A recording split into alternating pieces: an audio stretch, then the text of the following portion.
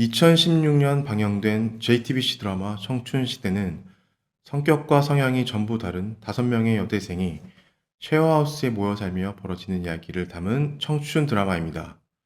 학업, 연애, 아르바이트 등 20대 여대생이라면 누구나 공감할 수 있는 에피소드를 다루고 있어 많은 시청자들의 사랑을 받았었는데요. 그중 11화에는 등장인물인 정혜은이 전 남자친구인 고도영에게 납치, 감금, 폭행을 당하는 장면이 담겼습니다. 2년 동안 사귀었던 전 여자친구가 어디 사는지, 어떤 교회를 다니는지 속속들이 아는 두영이었기에 범행은 더 쉬웠습니다. 두영이 이런 납치극을 벌인 건 고작 예은이 점심을 같이 먹자는 자신의 제안을 거절하고 자신을 무시했기 때문이었습니다. 다행히 예은은 이상한 낌새를 알아채고 달려온 쉐어하우스 메이트들 덕분에 구조될 수 있었는데요. 드라마 속 피해자는 무사히 구출되고 가해자는 처벌을 받았지만 현실은 드라마와는 달랐습니다. 올해 초 드라마 속 사건과 비슷하지만 훨씬 더 끔찍한 일이 일어났거든요.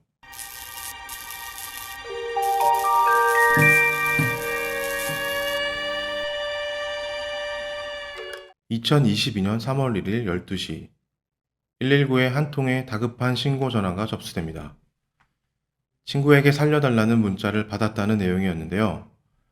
신고를 받고 출동한 곳은 경상북도 칠곡군 30살의 평범한 남성이 거주하는 곳이었습니다. 현장은 번개탄으로 인해 매캐한 냄새가 가득했습니다. 자살을 시도한 듯 보였죠. 그러나 그곳에는 흉기에 찔려 움직이지 못하는 여성도 있었습니다. 알고 보니 이 사건은 이별을 선고한 전 여자친구를 흉기로 찔러 도망가지 못하게 한 뒤 번개탄을 피워 같이 자살하려 했던 사건이었습니다. 전말은 이랬습니다. 피해자 여성 A씨는 B와 21년 9월경에 교제를 시작했습니다. 얼마 되지 않아 둘은 사건 현장인 B의 자택에서 동거를 하는 사이까지 발전했죠. 그러나 이런저런 이유로 4개월 뒤인 22년 1월 결별하게 되었습니다. 그런데 약 한 달 뒤인 2월 28일 B는 A씨에게 만나서 할 얘기가 있다. 맛있는 것을 사줄 테니 일을 마치면 집으로 와라 고 권유했습니다. A씨는 제안을 받아들였죠. A씨는 그렇게 B의 집으로 가서 함께 술을 마셨습니다.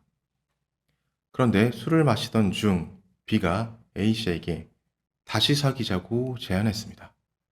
하지만 A씨는 B와 다시 사귈 마음이 없었고 이제 그만 놓아달라. 좋은 오빠 동생 사이로 지내자고 전하며 완곡히 거절했습니다. 그 말을 들은 B. B는 자리에서 일어나 주방으로 향했습니다. 이어 싱크대 안에 있던 흉기를 꺼냈죠. 그리곤 A씨의 등 뒤로 다가가 등을 한 차례 찔렀습니다. 경우가 좋지 못했던 것인지 B가 의도한 것인지 모르겠지만 단 한 차례 흉기에 찔린 A씨, 척추신경이 상당 부분 절단되어 하반신 마비가 오게 됩니다. 자리에서 일어서지 못하게 되죠. A씨는 그렇게 쓰러진 채 살려달라 애원하는 수밖에 없었습니다. 그러나 B는 이를 10분가량 지켜보기만 했죠. 그리곤 같이 죽자, 저승에서 같이 행복하게 지내자며 프라이팬과 번개탄을 내왔습니다. 동반 자살을 가장한 살인을 시도한 것입니다. 그렇게 B는 술상에 불을 붙인 번개탄을 올려놓고 연기를 피웠습니다. 10분 후엔 더 많은 연기를 피우기 위해 번개탄을 한 개 더 올려놓기도 했습니다. 그런데 약 30분 뒤 B는 번개탄의 불을 소화해 버립니다. 어이없게도 B가 연기를 참지 못한 것이었죠. B는 도어락 문을 수동으로 잠가 놓습니다.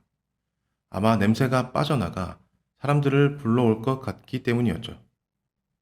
이후 B는 바닥에서 고통에 몸부림치며 쓰러져 있는 A씨를 지켜보기만 했습니다. A씨는 정신을 잃고 깨길 몇 차례 반복했죠. A씨는 정신을 차릴 때마다 핸드폰에 손을 뻗어 구조 요청을 하려 했습니다. 그러나 B의 눈을 벗어날 수 없었고 B는 A씨의 핸드폰을 A씨의 손이 닿지 않는 곳으로 치워버렸습니다. 그렇게 8시간이란 짧고도 긴 시간이 흐르게 됩니다. A씨는 끝까지 포기하지 않았습니다. B가 한눈 팔길 기다렸죠. 때는 곧 왔고 A씨는 필사적으로 윗몸을 움직여 핸드폰을 손에 넣는데 성공합니다.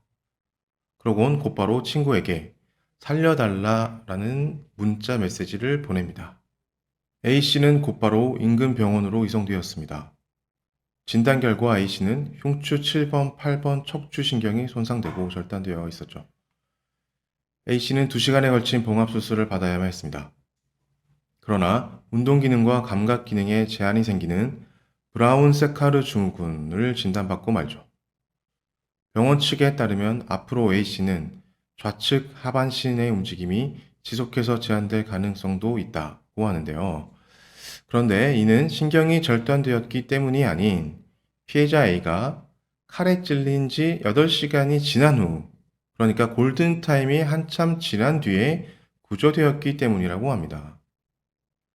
A씨는 하루아침에 반신불수가 될 가능성을 안고 살게 되었습니다.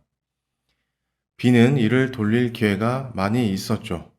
장장 8시간 동안 지켜보지만 않았었더라면 A씨는 장애의 가능성에서 멀어질 수 있었을 테니까요.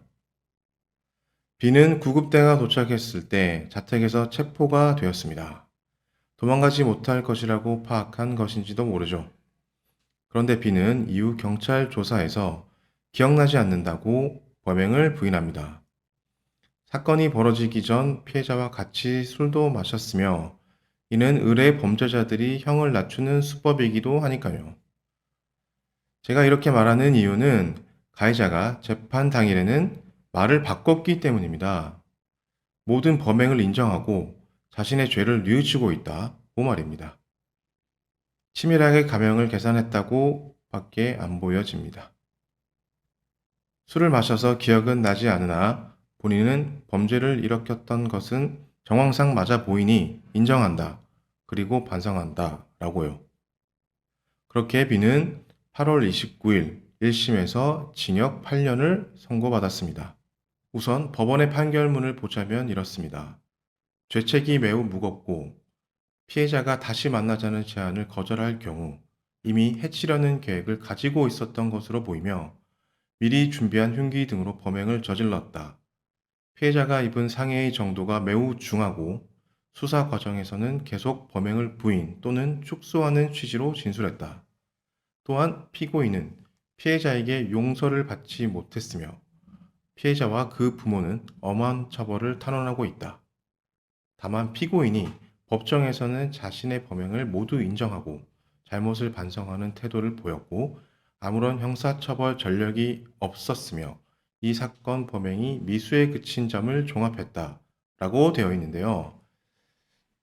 우리는 이번 판결이 어떤 문제로 네티즌들의 분을 샀는지 알고 있습니다. 결코 법원의 판단대로 8년의 양형에 그치면 안 될 사건이라고 생각하죠. 법조인이 아닌 관계로 판결에 대해 조목조목 따질 수는 없겠지만 저와 네티즌도 충분히 알고 있는 양형 기준을 가지고 보면 이번 판결은 아쉬운 부분이 많이 있습니다. 보통의 살인 미수 사건과는 명백히 다른 부분이 있으니까요. 우선 판결문에 보이는 가중 요소만 해도 여러 가지가 되는데요. 이외에도 사건을 살펴보면 고통받는 피해자를 장시간 방치한 점, 피해자의 피해 회복을 위해 노력을 하지 않는 점 등이 더 있죠. 그리고 피해자는 평생 장애를 안고 살아갈지도 모르는 처지가 됐고요. 특히 이번 판결문 내에서 나온 것처럼 계획적 살인 범행이라는 점과 피해자의 상해 정도가 중하다는 점, 그리고 살해 시도 점, 피해자의 신체 일부를 고의로 훼손했다는 점은 잔혹한 범행 수법이라는, 즉 징역 5년 이상에서 최대 무기징역까지 내릴 수 있는 특별 양형 인자인데도 말이죠. 그럼에도 범죄자가 초범인 점, 미수에 그친 점, 반성하는 태도를 보인 점, 법정에서 범행을 인정하는 점 등을 근거로 8년이라는 판결을 받은 게 타당한지 우리는 생각해 봐야 합니다. 혹시나 그렇다면 이것이 이별 범죄이기 때문은 아니었을까요? 한 시민단체의 통계에 따르면 2021년 한 해 동안 이별 범죄로 인해 발생한 살인 사건은 최소 83건, 살인 미수 사건까지 포함하면 최소 177건이라고 합니다. 가해자들은 피해자들이 결별을 요구했다는 이유, 자신을 무시했다는 이유 등 사소해 보이는 이유만으로 끔찍한 범행을 저질렀는데요. 하지만 범행의 잔혹함에 비해 아직도 제대로 된 처벌이 이루어지지 않는 것이 현실입니다. 2012년 음성 동거녀 살해 암매장 사건의 경우 가해자가 피해자를 폭행해 살해하고 시신을 밭에 암매장했습니다. 피해자가 이별을 통보했다는 이유였는데요. 징역 3년이라는 말도 안 되는 판결이 나왔습니다. 그로부터 9년이 지난 2021년 마포 오피스텔 상해 치사 사건의 경우도 비슷합니다. 가해자의 연인인 피해자가 가해자의 폭행으로 인해 사망에 이른 사건인데도 징역 7년이라는 판결이 내려졌습니다. 이는 이별 범죄에 대한 우리 사회의 인식이 변하지 않았다는 증거이기도 합니다. 이별 범죄를 단순히 남녀 간의 사소한 다툼으로 치부한다면 더 끔찍한 범죄가 일어나는 걸 막을 수 있을까요? 그것이 지금 우리가 이 사건에 대해 이야기하고 있는 이유입니다. 이 사건의 기사에는 이런 댓글도 있었습니다. 한 사람의 인생이 끝장났는데 피해자가 죽지 않았다는 이유로 가해자의 죄가 가벼워지는 악법을 없애라. 피해자가 죽지 않은 사건에 대해 합법적으로 감형해준다는 말은 반대로 피해자가 죽어야만 엄벌에 처할 수 있다는 말입니다. 왜 피해자가 더 큰 위험에 처해야지만 엄벌을 내릴 수 있는 걸까요? 정말 안타깝고 아쉽습니다. 이처럼 가해자의 죄를 덜어주는 데에만 초점을 맞춘 판결이 계속된다면 과연 범죄 피해자와 그 가족들의 입장에서 이 사회가 공정하고 안전하다고 여기며 살아갈 수 있을지 의문입니다. 이 사건은 아직 끝나지 않았습니다. 이제 겨우 1심의 판결만 나온 거니까요. 우리 모두 관심 있게 지켜봐야 하겠습니다.